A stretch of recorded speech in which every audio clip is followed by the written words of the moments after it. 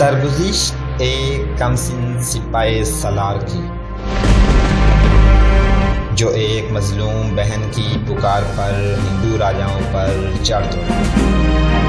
تاریخ اسلام کے اس جرنیل نے بہادری، شجاعت اور قوت ایمانی سے نہ صرف سندھ کو فتح کیا بلکہ اپنے حسن سلوک سے وادی سندھ کو اسلام کے نور سے منور کر دیا۔ توحید پہ جان نشاور کرنے والے اس سپاہی کی کہانی شروع کرنے سے پہلے آپ سے گزارش ہے کہ ہمارے چینل گلوبل نالج کو سبسکرائب کریں اور گھنٹی کے بٹن کو ضرور پریس کریں تاکہ ہماری ہر آنے والی ویڈیو آپ تک بآسانی پہنچ سکے۔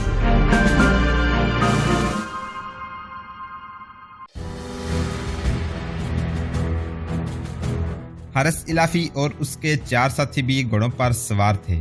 انہیں توقع تھی کہ وہ دوپہر تک بستی تک پہنچیں گے، لیکن محمد بن قاسم نے قلعے سے نکلتے ہی گھوڑا دوڑا دیا۔ یوں پتہ چلتا تھا جیسے وہ اڑ کر واردات والی چوکی تک پہنچنے کی کوشش میں ہو۔ وہ ان سب سے آگے تھا۔ اس نے شبان سقفی کو اپنے ساتھ رکھا تھا اور اس کے ساتھ وہ باتیں کرتا جا رہا تھا۔ دوپہر سے خاصا پہلے وہ چوکی تک پہنچ گئے۔ اپنے سالار کو دیکھ کر چوکی کے تمام آدمی باہر نکل آئے۔ محمد بن قاسم پیچھے ہٹ آیا اور شبان سقفی چوکی کے آدمیوں کے قریب گیا اور ان سے پوچھا کہ کل پچھلے پہر سے شام تک گشت پر کون کون نکلا تھا؟ 4 سپاہیوں نے ہاتھ کھڑے کیے۔ کیا تم چاروں نے ان 3 لڑکیوں پر حملہ کیا تھا؟ شبان نے پوچھا۔ یا تم میں کوئی ایسا بھی تھا جس نے اس جرم میں شریک ہونا پسند نہ کیا ہو؟ چاروں حیرت سے شبان کی طرف دیکھنے لگے۔ تم دیکھ رہے ہو کہ سالار اعلیٰ ساتھ آئے ہیں، شبان نے کہا۔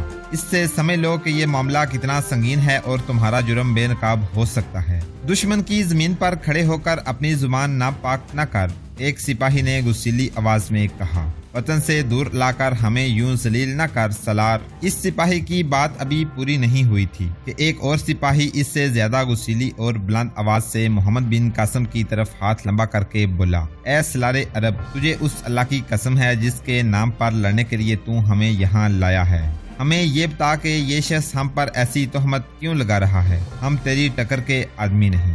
محمد بن قاسم نے کچھ بھی نہ کہا۔ اس نے یہ تفتیشی کام شبان سقفی کے سپرد کر دیا تھا اور یہ شبان کا ہی کام تھا۔ چاروں سپاہی احتجاجی واویلا بپا کر رہے تھے۔ الافی اور اس کے ساتھی الگ کھڑے دیکھ رہے تھے۔ حارث الافی، شبان نے کہا، تینوں لڑکیوں کو بستی سے اپنے ساتھ لے کر آئیں اور جتنے بھی لوگ ان کے ساتھ آنا چاہیں آ جائیں۔ الافی کے جانے کے بعد سالار شبان نے چوکی کے کماندار سے کہا کہ اس وقت جو آدمی گشت پر گئے ہوئے ہیں انہیں بھی یہاں لے آئے۔ کماندار کے جانے کے بعد محمد بن قاسم اور شبان الگ جا کھڑے ہوئے اور آپس میں باتیں کرتے رہے۔ پہلے صرف 4 سپاہی واویلا بپا کر رہے تھے۔ الافی کے جانے کے بعد چوکی کے تمام سپاہیوں نے کچھ نہ کچھ بولنا شروع کر دیا۔ محمد بن قاسم میں اتنا تحمل تھا اور اتنی بردباری کے سپاہیوں نے بعض باتیں ایسی ناروا کی جو کوئی بھی سپاہی برداشت نہیں کر سکتا، لیکن محمد بن قاسم خاموشی سے سنتا رہا۔ آخر شبان سقفی نے انہیں تسلی دی کہ بے انصافی نہیں ہوگی۔ سالار اعلیٰ، ایک ادھیڑ عمر سپاہی نے محمد بن قاسم سے کہا، معلوم ہوتا ہے یہ لوگ جو آپ کے ساتھ آئے ہیں یہ باغی لوگ ہیں جنہیں عرب سے نکال دیا گیا تھا اور سندھ کے راجا نے انہیں اپنی شفقت کے سائے میں رکھ لیا ہے۔ ہاں، یہ وہی لوگ ہیں، چوکی کے ایک سپاہی نے ہی کہا۔ صاف پتہ چلتا ہے کہ یہ ہم میں سے نہیں، یہ یہاں کے ہندو راجا کا نمک حلال کر رہے ہیں۔ میں کہتا ہوں کہ ہندوؤں سے پہلے ان مسلمانوں کو صاف کیا جائے، یہ ہمارے بدترین دشمن ہیں۔ کیا تم لوگ اپنی زبانیں بند نہیں رکھ سکتے؟ شبان سقفی نے کہا، میں کہہ چکا ہوں کہ کسی کے ساتھ نا انصافی نہیں ہوگی، انصاف ہوگا۔ صاف نظر آ رہا ہے کہ ان سپاہیوں کے دلوں میں باغی عربوں کے خلاف نفرت کے شعلے بھڑک اٹھے تھے۔ الافی تینوں لڑکیوں کے ساتھ دور سے آتا نظر آیا۔ پیچھے پیچھے بستی کے کئی آدمی آ رہے تھے۔ شبان نے ان کی طرف گھوڑا دوڑا دیا اور انہیں دور ہی روک لیا۔ اس کے پوچھنے پر اس لڑکی کو آگے کیا گیا جس کے متعلق کہا گیا تھا کہ اس کے ساتھ مجرمانہ زیادتی ہوئی ہے۔ چشمہ قریب ہی تھا اور چشمہ بربری سی چٹانوں میں گرا ہوا تھا۔ شبان اس لڑکی کو ان چٹانوں کی اوڑ میں لے گیا اور اس سے اپنی زبان میں پوچھا کہ وہ کون سی جگہ ہے جہاں اس پر اور اس کی سہیلیوں پر سپاہیوں نے حملہ کیا تھا۔ لڑکی شبان کے منہ کی طرف دیکھنے لگی۔ کچھ دیر بعد شبان نے اپنا سوال دہرایا تو لڑکی نے دائیں بائیں سر ہلایا۔ ہم انصاف کرنے آئے ہیں لڑکی، شبان نے کہا۔ جس نے تمہارے ساتھ زیادتی کی ہے اسے تمہارے سامنے قتل کیا جائے گا، اتنی خوف زدہ نہ ہو۔ لڑکی پھر بھی چپ رہی۔ شبان لڑکی کو وہیں چھوڑ کر چٹانوں سے باہر آیا۔ کیا یہ لڑکی گونگی ہے؟ اس نے بلند آواز سے پوچھا۔ الافی آگے بڑھا اور شبان کے قریب چلا گیا۔ شبان، الافی نے کہا، تم نے اس کے ساتھ عربی میں بات کی ہوگی۔ یہ لڑکی عربی نہیں سمجھتی، یہ ہندو تھی۔ کوئی 1 سال پہلے اس نے ہمارے ایک آدمی کے ساتھ شادی کی خاطر اسلام قبول کیا تھا۔ اور اس کے ساتھ جو دوسری لڑکی تھی، شبان نے پوچھا، کیا وہ تمہارے قبیلے کی ہیں؟ نہیں، الافی نے جواب دیا، وہ بھی یہیں کی رہنے والی ہیں۔ پہلے ہندو تھیں اور یہیں کوئی سال بھر پہلے انہوں نے بھی اسلام قبول کیا تھا اور ان کی شادی ہمارے آدمیوں کے ساتھ ہوئی تھی۔ شبان ثقفی نے ایک آدمی کو ساتھ لیا جو سندھ اور مکران کی زبان بول سکتا تھا اور اسے لڑکی کے پاس لے گیا۔ شبان نے اس آدمی کی معرفت لڑکی سے کہا کہ وہ جگہ دکھائے جہاں تینوں لڑکیوں پر حملہ ہوا تھا۔ لڑکی نے چند قدم پرے جا کر بتایا کہ یہ جگہ تھی۔ شبان نے اسے کہا کہ وہ پورا واقعہ سنائے۔ لڑکی نے بولنا شروع کر دیا اور ترجمان اس کا بیان عربی میں سناتا گیا۔ بیان سن کر شبان نے لڑکی سے کہا کہ وہ جگہ دکھائے جہاں سپاہیوں نے اسے گرایا تھا۔ لڑکی نے ایک جگہ دکھا دی۔ شبان نے اس لڑکی کو ایک چٹان کی اوٹ میں بھیج دیا اور دوسری لڑکی کو بلایا اور ساتھ یہ کہا کہ اس کا حامد بھی آئے۔ عربوں کی ذہانت اور سراغ رسانی شروع سے ہی مشہور ہے۔ ان کے خیالی قصوں اور کہانیوں میں بھی عربوں کی دانشمندی صاف جھلکتی نظر آتی ہے۔ عربوں کے رہن سہن، رسم و رواج اور ثقافت کے متعلق یورپی مصنفوں نے کتابیں لکھی ہیں۔ ہر مصنف نے ہوا وہ عربوں کے خلاف متصب بھی کیوں نہ تھا، عربوں کی عقل و دانش کو بہت سراہا ہے۔ اس کے متعلق تو کوئی دوسری رائے ہو ہی نہیں سکتی کہ عرب کے لوگ صحرا کے بیدی تھے۔ آج بھی بدھوں میں یہ ذہانت اور سراغ رسانی کی غیر معمولی اہلیت موجود ہے۔ اس میں کوئی شک نہیں کہ علم فلکیات کو جو راز مسلمانوں نے دیے تھے وہ کوئی اور قوم نہیں دے سکی۔ یہ کہنا غلط نہیں کہ عربوں نے ہلاک کی سراغ رسانی بھی کر لی تھی۔ شبان ثقفی تو جیسے پیدائشی سراغ رساں تھا۔ دوسری لڑکی کو شبان اس کے حامد اور ترجمان کے ساتھ چشمے کی دوسری طرف لے گیا اور اس سے پوچھا کہ ان سپاہیوں نے کس جگہ حملہ کیا تھا۔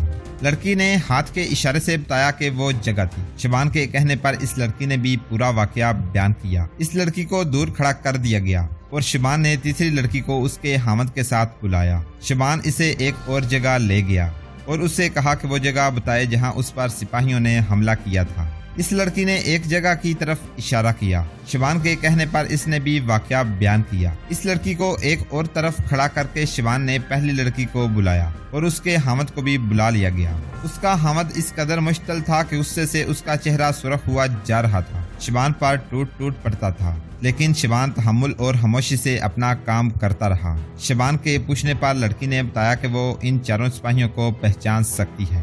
چوکی کے سپاہیوں کو، جن کی تعداد 12 تھی، الگ کھڑا کر دیا گیا تھا۔ شبان اس لڑکی کو اس کے حامد کے ساتھ سپاہیوں کے سامنے لے گیا اور لڑکی سے کہا کہ ان چاروں سپاہیوں کو پہچانے۔ لڑکی نے بڑی تیزی سے 4 سپاہیوں کی طرف اشارہ کر دیا۔ ان سپاہیوں کو دوسروں سے دور کھڑا کر دیا گیا اور اس لڑکی اور اس کے حامد کو الگ بھیج دیا گیا۔ دوسری لڑکی اپنے حامد کے ساتھ شبان کے بلاوے پر آئی۔ اس نے کہا کہ وہ ایک سپاہی کو تو بہت اچھی طرح پہچانتی ہے۔ اسے سپاہیوں کے سامنے لے گئے تو اس نے درمیان میں سے ایک سپاہی کے سینے پر جا ہاتھ رکھا۔ اس سپاہی کو الگ کر دیا گیا۔ تیسری لڑکی آئی تو اس نے کہا کہ وہ بھی ایک سپاہی کو پہچانتی ہے۔ اس نے زیادہ غور سے دیکھے بغیر ایک سپاہی کی طرف اشارہ کیا۔ شبان نے الافی کو اور تینوں لڑکیوں کے حامدوں کو اپنے پاس بلایا اور انہیں کہا کہ یہ جو 4 سپاہی تمہارے سامنے کھڑے ہیں، یہ کل اس وقت گشت پر تھے اور لڑکیوں نے انہیں ملزم ٹھہرا کر الگ کیا ہے۔ وہ اپنے خیموں میں تھے۔ شبان نے تینوں لڑکیوں کو بھی بلا لیا اور انہیں ان کے حامدوں کے پاس کھڑا کر دیا۔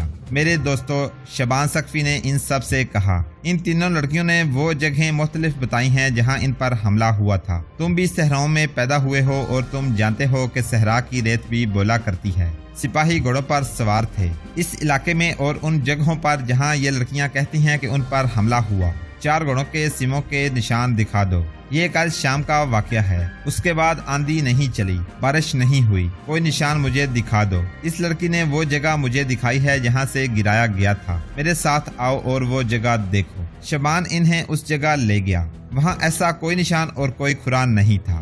میرے ہم وطنوں، شبان نے کہا، ان تینوں لڑکیوں نے مختلف جگہیں بتائی ہیں جہاں ان پر حملہ ہوا۔ یہ بھی سوچو کہ سپاہی گھوڑوں پر سوار تھے۔ کیا وجہ تھی کہ انہوں نے بھاگنے والی 2 لڑکیوں کا پیچھا نہ کیا؟ کیا یہ لڑکیاں گھوڑوں کی رفتار سے تیز دوڑنے والی تھیں؟ ارد گرد کوئی آبادی نہیں کہ یہ ڈر گئے ہوں گے۔ یہ بھی سوچو کہ ان لڑکیوں نے مختلف آدمیوں کو شناخت کیا اور جو اس وقت گشت پر تھے وہ یہ تمہارے سامنے کھڑے ہیں۔ شبان نے انہیں ان لڑکیوں کی موجودگی میں ان کے بیان سنائے اور کہا کہ ان سے پوچھو کہ انہوں نے یہی بیان دیے ہیں یا نہیں۔ میرے بھائی حارث الافی، شبان ثقفی نے کہا، بنو ثقیف کے خون میں ابھی تک کوئی ملاوٹ نہیں ہوئی۔ اگر بنو اسامہ خاندانی اور خونی دشمنی کو بھول کر دوستی کا ہاتھ بڑھاتا ہے تو بنو ثقیف کا سالار اپنی جان دے کر دوستی کا حق ادا کرے گا۔ کیا تم نے یہ نہیں سوچا کہ یہ لڑکیاں کچھ مہینے پہلے تک ہندو تھیں؟ یہ ہندو گھروں میں پیدا ہوئیں، بتوں کو پوجتے جوان ہوئیں، پھر انہیں یہ 3 عرب اچھے لگے تو یہ مسلمان ہو گئیں۔ اپنا مذہب اور اپنی ذہنیت ان کے خون میں شامل ہے۔ اگر یہ میری لڑکیاں ہوتی تو میں ان سے کسی اور طریقے سے پوچھتا کہ بتاؤ سچ کیا اور جھوٹ کیا ہے۔ یہ ایک ڈھونگ رچایا گیا ہے۔ ہمارے اور تمہارے درمیان نفاق پیدا کرنے کے لیے الافی ایسے اوچھے نہیں ہوا کرتے تھے، لیکن سندھ اور مکران کی ریت عرب کے مقدس ریگزاروں پر غالب آ گئی ہے۔